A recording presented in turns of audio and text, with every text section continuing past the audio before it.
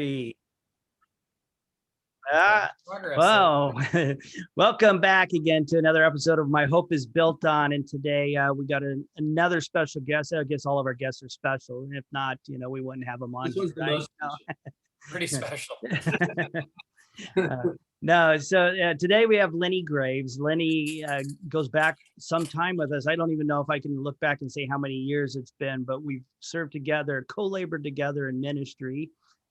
Especially as it related to youth and working with students in multiple age groups. And so we've had some exciting times. We've had some ups and downs, I think, during those ministry years, but it's always been a joy, hasn't it?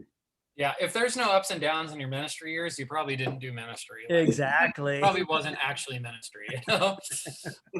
So we're just excited to have Lenny, and again, one of the things I always think about when people, they go, oh, you just keep pulling all your church people in on this stuff, on this podcast. And it's like, well, that is my sphere and that's, that is my world, but we are, but what's funny is we all didn't come from that place, and so that's the interesting thing. We all have a story, we all have a journey, we all have a season that shifted in our life. And so Lenny, you've listened to the show, you kind of know what we do, but the big question is, what do you, when you think of hope, what do you think of, and what is your hope built on? Oh. It's so funny because it's such a loaded question, but it's such, as I've listened through the last several weeks and just kind of as you've had these like discussions and conversations with people, I think in preparation for like listening to the podcast in preparation to talk about my own hope, it's hard to deviate from the simplicity of the answer of like, my hope is built on Christ. Like and like, I think the strength in that answer, like there's a weakness in that answer of like, okay, let's hear something new. Yeah. Like, let's hear something other than like what you've already been claiming. But honestly, like if you keep answering the same question with the same answer, then that answer has to have some kind of legitimacy to it. And if you can have a spectrum of experiences and a spectrum of perspectives and paradigms like that are coming together and they can all point to the same thing, like I think that doesn't weaken the thing, that strengthens the thing. So if you can have people that are coming in from every walk of life and say, look, Christ has been the thing that has anchored me to hope. And I remember listening to the podcast and thinking about that word that you used, Dan, of like an anchor, like if you were to throw an anchor and not have an anchor, you just have a chain. Like I loved that idea of like there is this anchor of hope that holds us. And it's like, God, I'm going to get on here and just sing the same tune. I feel like I'm very aligned with and on the same page with you all of my anchor being Christ. But I think that it actually strengthens the call and the cause to like to dig deeper into what does it mean to live in such a way that reacts to and seeks the truth of Jesus in such a way that it affects and changes the way that I live. Yeah. And if you have people from different walks of life that are saying, I've been changed and it has changed the way that I live, when I reflect back and look at what Jesus has done in my life, then like that doesn't weaken Jesus as it doesn't dilute him. Yeah. It condenses him and it makes him stronger across contexts and across experiences. So like, I don't know. I've been listening to your podcast. Like I said, I've loved it. It's so fun to be on as someone now who has been like engaging with it and kind of like consuming it, to now be on the other side and kind of talking through and like even now kind of having this thought like, oh, this is going to be posted along with like some people that I know and others that I don't like. And this idea that there is a common thread of faith and trust in Jesus wherever you're at. If you walk forward in deeper levels of that the way that it manifests is it provides this security and this strength and this anchor toward the unknown and the chaotic that we live within, you know? Yeah. So for me, I don't know. I've been listening to, not listening to, but several years ago, like throughout my journey of faith and kind of like living this out, like wrestling with like, what does this even look like? What does it look like to live out as a Christian? Like, do I just vote Republican, or do I like what are the things that I'm supposed to do as a Christian? And I think anyone with an agenda can give you an answer to that because it's going to fit their agenda on any end of the spectrum. And I came across an article that a friend had posted about resiliency, being fragile, being resilient, and being anti-fragile. And when I think about the idea of hope, like, so there's fragility, which is it's not that everything breaks me, but it's anything outside of my plan throws me off course. And so you think about people that you know, that you have seen derailed, that then lash out and respond in such a way that is uncharacteristic to who the person you knew was. Right. So like everything is fine until it doesn't go my way. And then I break. And now I'm going to attack. Now I'm going to go after people. Now I'm going to, you know, and whether that's professionally, it's within the church, we build these things around us, right? Yeah. That just cause this tension where we're lashing out and we are not really being who we pretend to be, because we're only this if the circumstance meets our conditions. And as soon as the circumstance doesn't meet my conditions, then now I'm going to lash out. Now I'm going to attack anyone who changed my circumstance. Versus this idea of being anti-fragile, or I'm sorry, being resilient, which is, I know that circumstances are going to change. I'm not going to let them affect me. I'm just going to let it roll off of me and adjust and do what I can. But like, I kind of that understanding, but I'm not going to lash out at other people. And then that there's a step further of anti-fragility where you take any adversity or any kind of change or chaos that is introduced into your plan, and you say, okay, how do I take that and learn and grow from it and become better and deeper and more equipped for the next time that I face something. Yeah. And for me, like that's this like stream, right? Of like being fragile is like being a pond that is just stagnant and just the water sits and you just leave it. And then being resilient is like, I know that there's water that's going to leave from the pond and water that's going to come in, but there's no like allowing that flow, like you're just allowing that flow, but you're not creating that flow. Versus like being anti-fragile, where you're saying, let's open up the front, let's open up the back and let it flow through so that it's always fresh water and there's always growth and there's always an opportunity for resilience and those kind of things. And so as I've been listening through your podcast and just thinking about hope, like I've been thinking about that idea of like hope is dynamic, and it can't be based on, it has to be based on something deeper than a condition that I'm in or a condition that I want to take place. Right. And when there's a condition that I want to happen, right, that idea of fragility is, as long as that condition happens, then I'm fine. The biggest heart check question for me, initially, you know, from very early on in my faith has been, what if what I don't want to happen happens?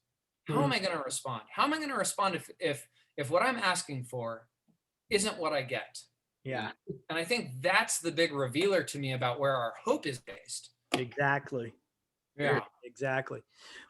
Well, you know, and what you're saying, I mean, obviously this has come through some seasons, and, you know, I know that prior to us meeting you, you've had some experiences in life and things of that nature that probably has rocked your world a bit and challenged you. And so kind of talk to us a little bit about some of that journey that's helped forge your faith and forge your hope, because, you know, like I said, I know about your dad and different things like that. So talk to us about that. Yeah. And, you know, Dan, you were instrumental in, especially when I had first gotten engaged. So to back up a little bit, I'll come to that point in the story, but, you know, when I was in junior high and even leading into junior high, I'd grown up in a Catholic home and I had learned how to check the boxes. I had learned how to do what was asked of me within a religious system. Right. And it wasn't until later I look back and I see the value and the heart behind the systemic things within a religious system Mm. that were built in such a way to help bridge a gap between people who didn't know or didn't have access to knowledge the way that we have now, or scripture, or like even literacy, some of those things. Like you look at the Catholic system and like, why do stained glass pictures exist in the church? And you're like, well, that's a tradition. They just, if I were to build a new Catholic church, I would put stained glass on there. But like, those were pictures of the stories so that you could point to them in service and say, look, here's John the Baptist, and he claimed, like, I must decrease and he must increase, and this is him. We're looking at this picture, but the tradition takes over the truth, or we allow the tradition to precede the truth. And so for me, I had grown up in a Catholic system where all I had learned was the tradition. And it wasn't until my 8th grade year, when my dad was diagnosed with pancreatic cancer, that my world was flipped upside down. Kind of that, like, what do you expect? I mean, we expect those that we love to be with us all the time. Yeah. Like we have those pictures for our life, and I think it's an honest and true desire that I will have my family with me for my life. I will be part of my family for my life.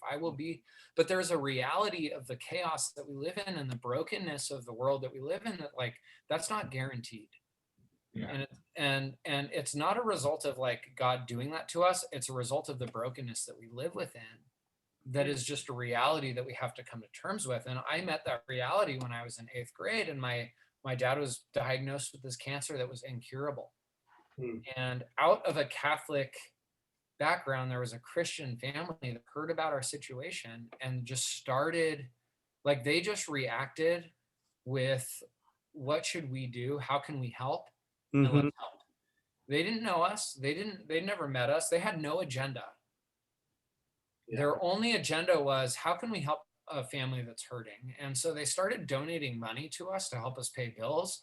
And the oldest son, who, David, you remind me very much of, especially like knowing you through high school, was just like he went a very different direction once he hit college, and like totally fell off the map, and I wouldn't relate you there, but like just this, like, what can I do? How can I help? And so the oldest son started coming to my house and just praying with my dad.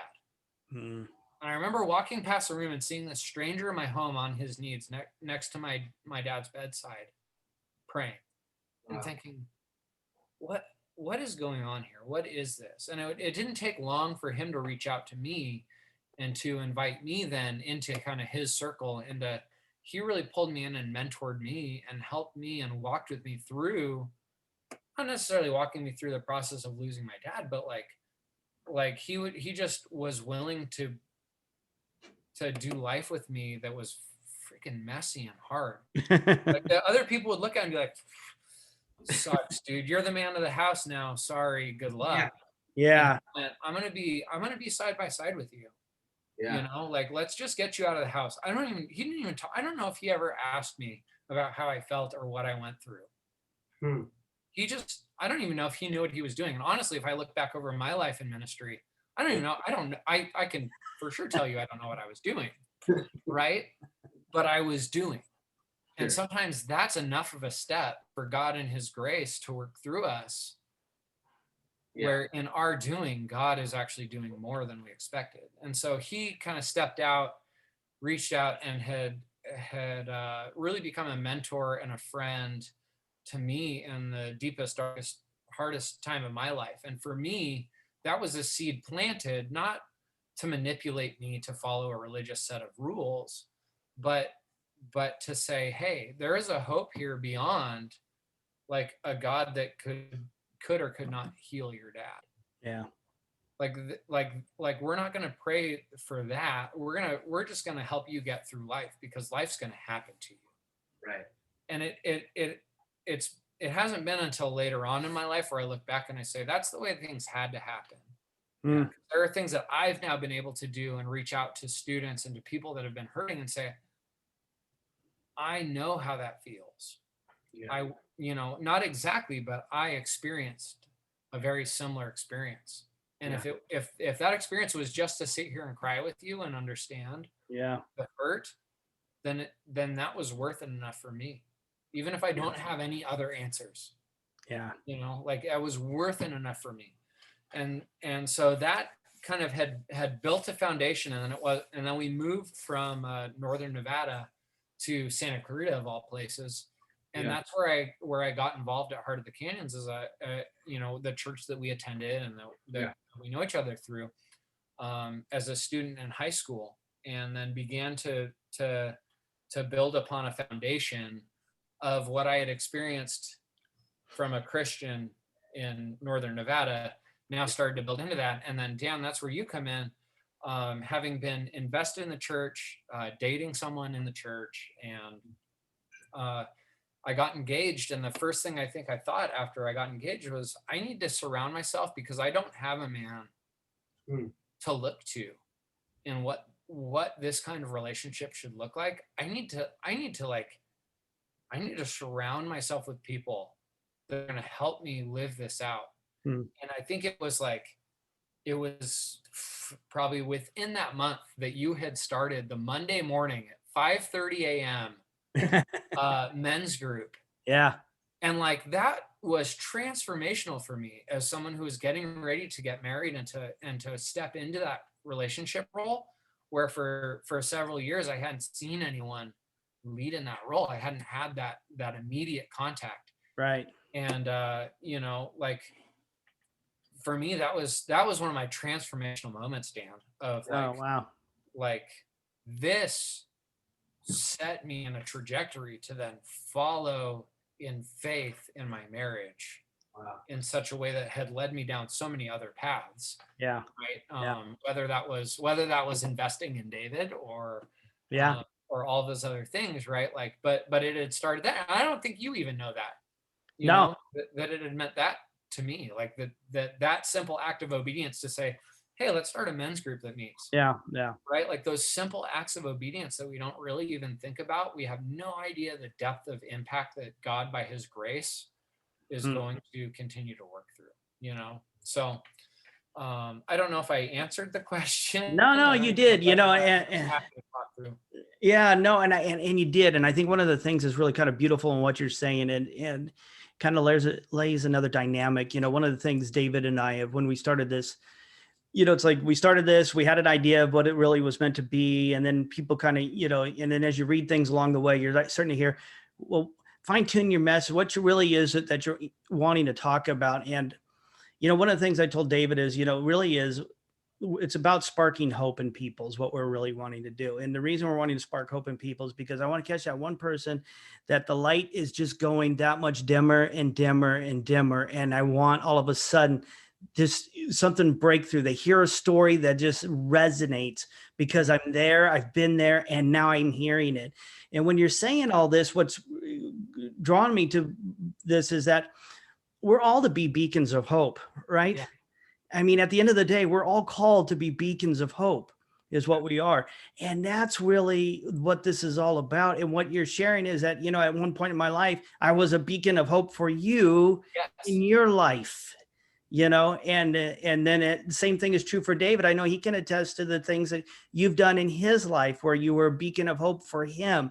And so, it's this idea of really taking responsibility for the gifts that you've been given, and don't harbor that story, share it and bring it to the surface so people can see it, because it's when those people, you're going to come across the person that needs it. And it's just going to be at that moment that it's right. And the timing is perfect. And it's what we would call in the faith world, a divine appointment, right? And it just happens. And so, good. Thank you for sharing that, because it really kind of builds upon what this whole thing is about, which is really being a spark of hope. Yeah, it's anchored in Christ. That's the unwavering part of this faith, right? It's the unwaverness of this hope, but it's individuals who rise up to be beacons of hope. Yeah. That's really what is the catalyst that drives us forward. And the person that affected me, and he's not walking in the faith now. And there are people who have deeply affected me that are not walking in the faith. But God, by his grace, like, it was people that were faithful to respond to what they knew was right, regardless of the base which they were building on. And I would then challenge them, and I'm willing to go back and challenge my friends and people that have invested in me, that said, look, what you have done is such a picture of, like, get the cultural experience, get that stuff out of your head of the idea you have of Christianity, or the idea you have in, like, what this looks like or what you would have to change. Like, and, like, is it too much to believe that you weren't a Christian but affected me in my faith? Right. And is it too far to believe that, like, maybe all you need is, like, a spark to open up your eyes to see that you are so much further along than where you think you are. And like, I don't know, I like, think back, I don't know if we ever really know what we're doing. And I think I know that more truly now with a daughter than I ever knew. I thought I could apply that to youth ministry. I thought I could apply that to teaching. Like there's no amount of what I think I know that, like, 10 years from now, 5 years from now, 2 years from now, 2 months from now, I'm gonna look back and say, oh yeah, I didn't know it. I didn't really know, because there's always more. If you're alive, if you're drawing air and if you're drawing breath, you are changing and you are growing. Yeah. Like, to be alive is to be in change. Yep. And I think that we allow ourselves to talk ourselves out of whatever we know we should be doing, whatever we know we should be responding to, because we've convinced ourselves we're not what we should be in order to do that. Instead of just doing. Yeah, no, it's good.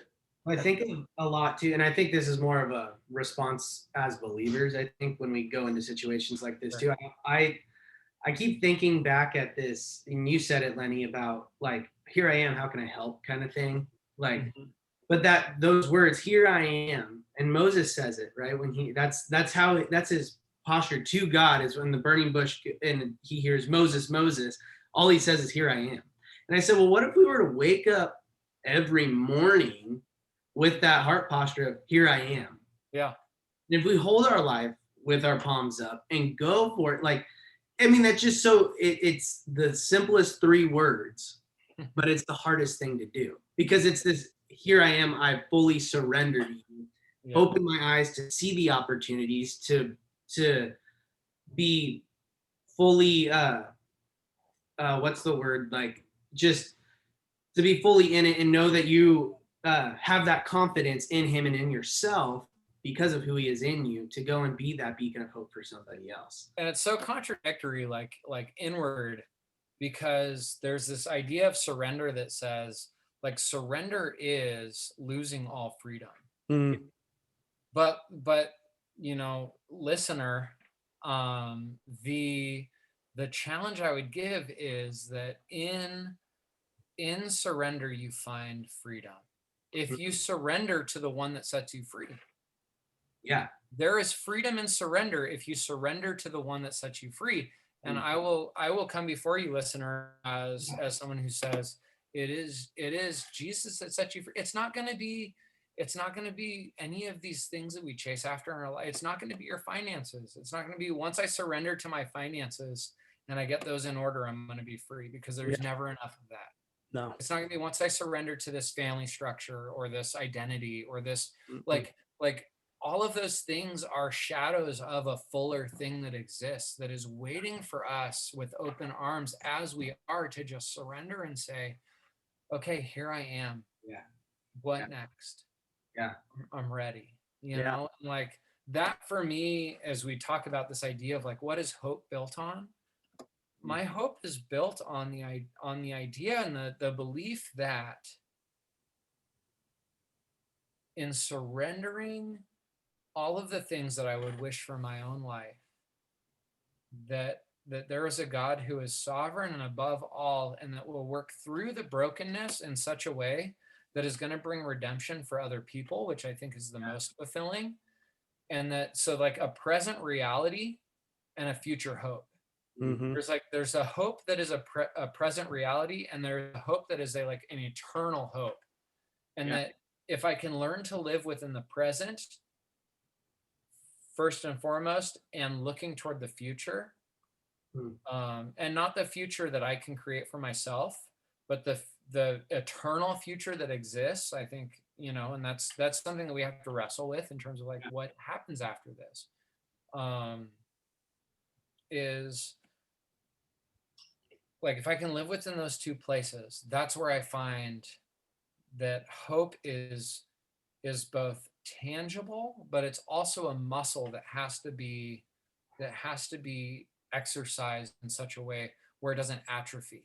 Right. And I think that if we put our hope outside of the future, and we put our hope in the past, or in the upcoming future that we can control, there is just too much outside of our control that can happen to us, that then causes us to, when that hope fails, to look at ourselves in not a healthy way that says, how do I better myself? Yeah. But in an unhealthy way that says, what did I do wrong, and how do I condemn myself? And that's I feel like I personally have spent a lot of time and energy in those places, that has wasted a lot of my life, in those places, and the more that I surrender to the present and the eternal hope that I have, the more that I find everything else falls into place. Yeah, it's good you said that. Can you think of a tangible time that in your mind? Because I know a lot of times, like you said, there's been a specific time where you've noticed that even in the in a good place, but all of a sudden you just shift your hope and say, I'm hoping that when I get this master's degree, that this is all going to change, or I hope that all my faith is in hope is in this one aspect. I'm hoping in this one individual to come through for me, and do this. Can you think of something like that, and how that might have shifted your?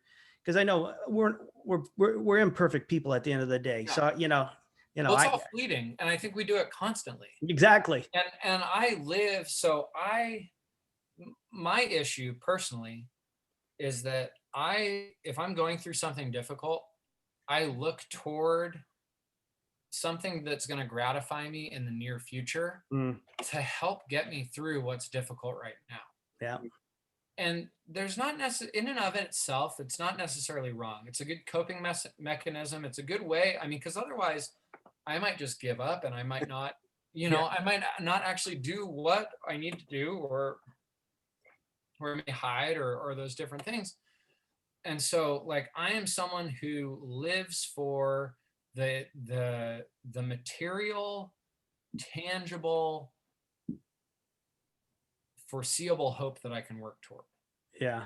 And it's not that it has failed me, because it does get me through, but it's not lasting. It's not eternally is kind of the wrong word that I want to use. It's not satisfying the way that I had promised myself it was going to be. Yeah. And it doesn't matter if it's a guitar that I'm saving up to buy, and I'm okay, I'm going to do the hard work to sell X, Y, and Z, so that once I've done that, I can obtain this. I've now set a goal. Yeah. But the problem is that once we obtain our goal, it doesn't sustain us the way that we had promised ourselves it was going to sustain us, and we set more goals. And it's not that goals in and of themselves are bad, but when goals are self-serving, we find we're like a bottomless pit that we're just continually consuming. And I mean, all you have to do is look around the world, look around what is being sold to us, not what is being sold, because we need things. I mean, I need a car to get to work and back. I mean, I guess I could ride a bike or walk, but we are in such a culture and such a world where these things are kind of necessities. But look at our necessities no longer are sold to us as fitting the need. They're sold to us as so much more. They're sold to us as an identity. They're sold to us as a satisfaction. They're sold to us as a relational fix, and it doesn't take long watching commercials to realize dude, they're not selling me Budweiser. They're selling me relationships. They're selling me identity. They're selling me the person that I want to be. Yeah. And so the things and I think, westernized kind of Christianity has done maybe not a great job of identifying these kind of tendencies. Instead, we've kind of replaced them, and we've said, oh, well, let's just replace them with Christian things. So instead of being a pop star, just be a hit worship leader. Yeah.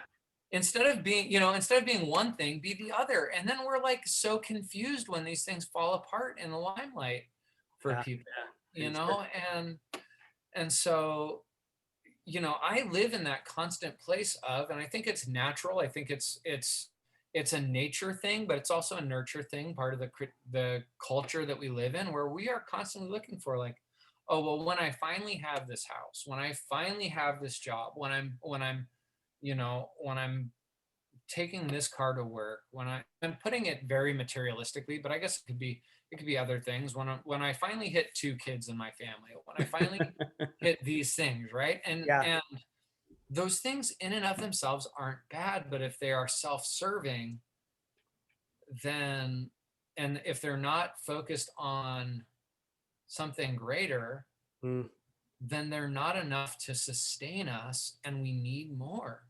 Yeah. And the need for more is out of a need to sustain ourselves, which is like a vicious cycle, versus like a need for more or a drive to more, so that, and this is again coming from a Christian perspective, like my own personal worldview out of my identity and relationship with God, is that, if I seek first his kingdom, if I put his kingdom above my own, and what that would look like, and how the things that have been entrusted to me, I can steward well, that other things that I'm seeking for are going to fall into place. Right.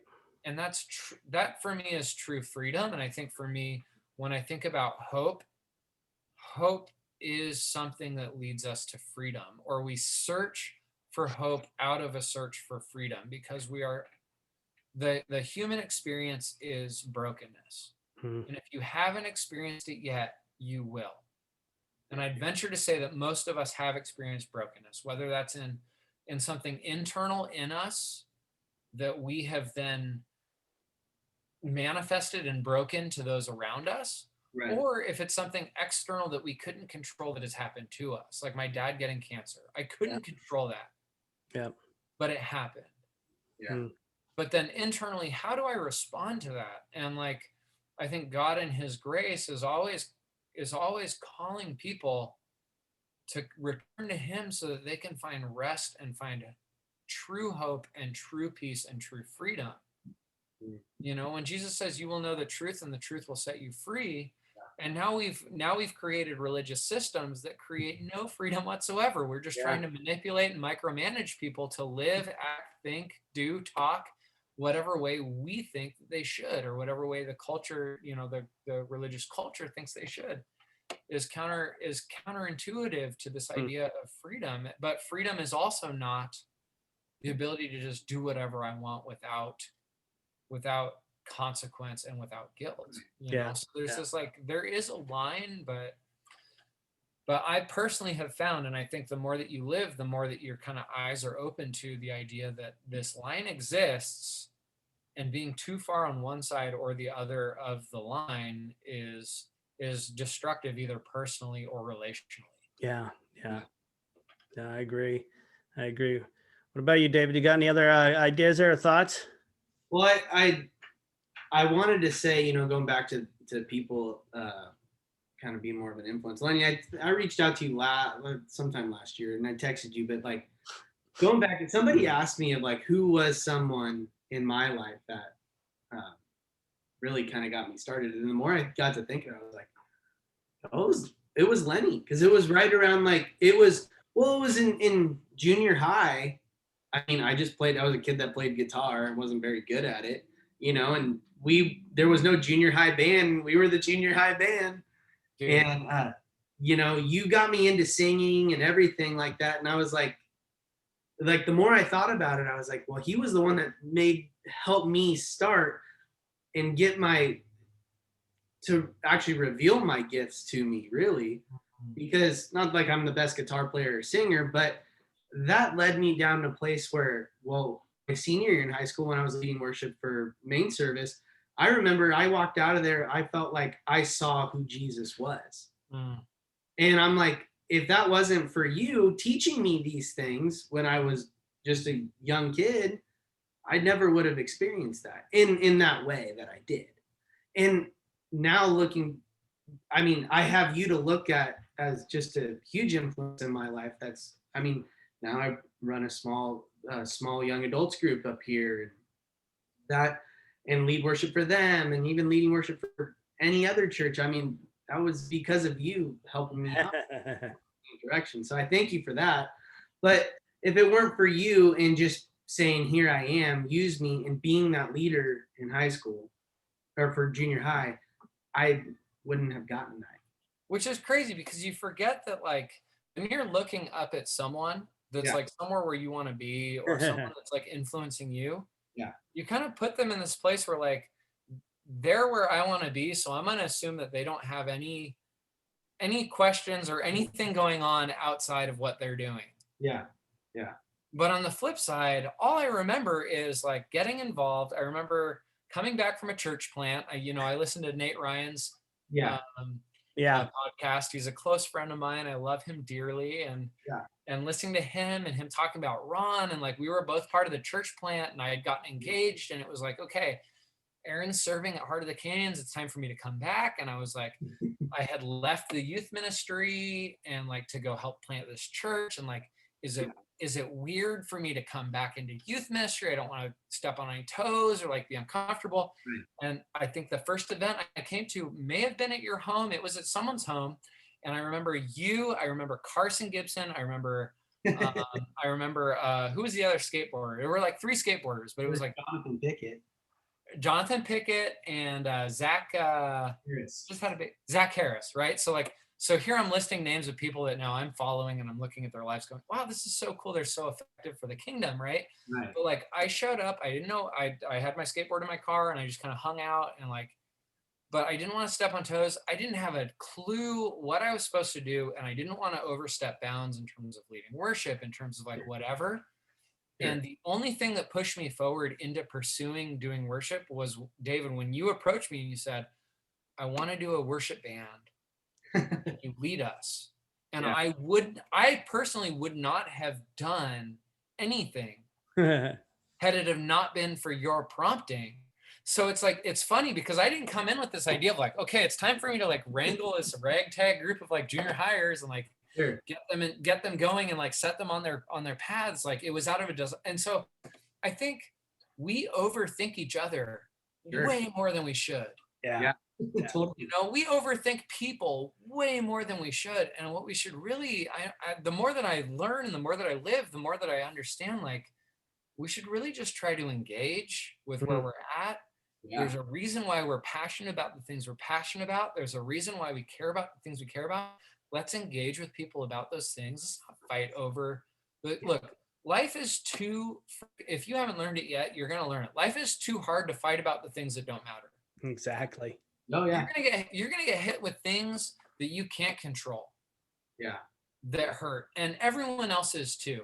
So why are we so busy fighting each other and making life hard on each other over the things that we can't control? When the things that we can control, like partnering with each other and making the world better and like building off each other and learning from each other, like why are we doing more of that? Let's do more of that. And like it, it's a personal level. It's a personal like. And who cares? Who cares about the benchmarks? Who cares about having X amount of people? Who cares about having, like, at the end of the day, what really matters is like, did I step out and respond faithfully to what I thought I was supposed to do? And can I learn from it to change forward? And thank you, God, by your grace, that anything else that I fell short in, you covered. I could have screwed you guys up. You know what I mean, David? Like I could have screwed you guys up, but like God by his grace, I didn't know what I was doing, but God by his grace said, here's someone who's willing with his hands open to just show up on a Wednesday night before youth group or a Thursday night, whatever night we had practice, Sure. I think it was a Tuesday night because I remember the election, the '08 election, being one of the nights Yeah. we had practice, and Brad coming out going, nightmare. But Yeah. anyways, you know, it must have been Tuesday nights. Yep. You know, and it was like trying to wrangle. We had our drummer was like in the street on a skateboard. Like I had to tune our guitarist like strings 15 times before he could actually start playing. Like, Yep. That's dude, funny. how'd you get these? You know, it's like we don't know. No one knows what they're doing. If Mhm. you're convinced that someone knows what they're doing, you're living a lie. No one Right. knows what they're doing. Let's just come in with that assumption and then care for each other and walk forward with each other. And I think that like if you trust that God by his grace, if you're just responding faithfully, like Yeah. we're gonna see good come out of it. And if we don't see good come out of it, we need to learn from it and then do that, you know, the next time. So yeah, it's so funny because I feel like our relationship, David, has Yeah. been very much a you look up to me, but Yeah. like the whole time I'm just quietly looking up to you. I'm like, David, freaking got it together. And I guess since he's putting me here, I better rise to the occasion. Yeah, Yeah. exactly. Thanks, man. I appreciate that. Hey, you know, Lenny, you mentioned something in this last bit you were talking, and I'm on it, so I'm gonna put you on the spot. You talked about how, you know, if we would just all engage with one another, the world could be a better place. And is that true for everybody, or is that only for believers? No, I think it's true for everybody. And I would say it's true for everybody. And wherever you're at, if you're not because, and this is coming from a believer's perspective. So you've got to remember that if I'm talking about the world, I'm talking about the world like I've been living with these lenses on that have given me clarity. Sure. I believe clarity to what I see in the world in such a way. So like, I don't mean to come across in such a way where like, this is the only way to think, or this is the only, you know, listener, like this is the only way to think. This is the only way to perceive the world, because our contexts are all going to be different. We're all in a different process. We're all working through it at different paces. Yeah. But personally, I look at this and I say that my understanding of the world based on the scripture is that we are all made in God's image. Mm-hmm. And if we are made in God's image, then even if we don't acknowledge that, there are aspects of us that have capacities to be like what God has intended us to be. Yeah. And those capacities are the things that then, if you come into faith, you are called to live deeper and truer and to apply. Like from a humanistic standpoint, I guess like we can acknowledge these things and say they are good and we should acknowledge them anyways, and everyone should live by these. But from a Christian standpoint, I'm sorry if you've experienced a Christian standpoint as you need to do X, Y, and Z in order to be accepted, and you need to fit this mold. Because really what it is the Christian perspective is that in the Christian's life, the thing that should emanate out of the Christian's life is not their political party. It's not their stance on X, Y, or Z position. It's not, there's stuff, and that needs to be discussed in its own places. Yeah. But in the Christian life, what we should be seeing from Christians, before we see a stance on abortion, before we see a stance on whatever you want to stance on, I want to see a Christian that is pursuing love, that is pursuing joy, peace, patience, kindness, goodness, faithfulness, gentleness, and self-control. Yeah. If those are not the things that are manifesting from us, then we are missing the mark. And if on the other end, if you are not a Christian, or if you're a Christian but you've been burnt by Christians and you're looking at the system for something that you can point out, that like, because I've watched personally, I've been in youth ministry. I mean, I served in youth ministry in a leadership position for 8 years. And then I did several years before that at a volunteer standpoint. And I've watched people walk away from their faith or dismiss the idea of faith because of experiences they've had that are convenient for them to point at, but are not the truth of what faith is actually about. Yeah. And it breaks my heart that we can dismiss you know, that I would eat a bad cheeseburger at McDonald's and then say all cheeseburgers are bad. Yeah. Without having eaten In-N-Out or Shake Shack or like a legitimate good cheeseburger, right? Yeah.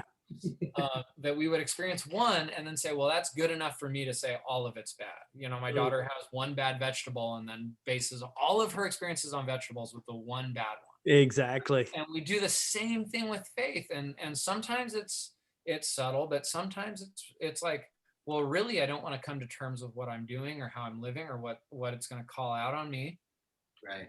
You know, and ultimately, I don't care to moralize you. You can do what you want, but if you want freedom and you want like depth and just like the ability to look at yourself without hating yourself and say, God, there's just grace over me, and thank you, Lord, because I'm a piece of, you know, like then there's only one place I can point you to, and it's not by bettering yourself, it's by surrendering yourself and then allowing yourself to be bettered. And so like all of that was a huge tangent. I feel like wasn't very. No, it was good. No, it was good. And, you know, and the reason I asked that question again is just because here we talk about how we're, you know, I don't want us to sound like we're just this one-sided people, right? We're just, you know, I mean, I am, you know, one of the things I'm a firm believer in is really engaging with people and learning what it is. You know, there's this one thing where you do, it's in a group setting, is you put a beach ball in the center.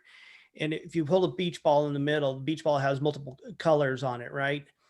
And the one person says, well, what do you see? And the person says, I see blue. And you're going, no, I see orange. No, I see blue. But until you walk around and you see what they actually see, will you see that, hey, they actually do see blue, you know, and you can have healthy conversations. And so that is, and again, that's how you spark hope too in this world, is you start having healthy conversations, because you got to break free from your own point of view and actually look and see the other person's point of view. And that point of view can be completely different than mine. And I'm happy to have that healthy conversation.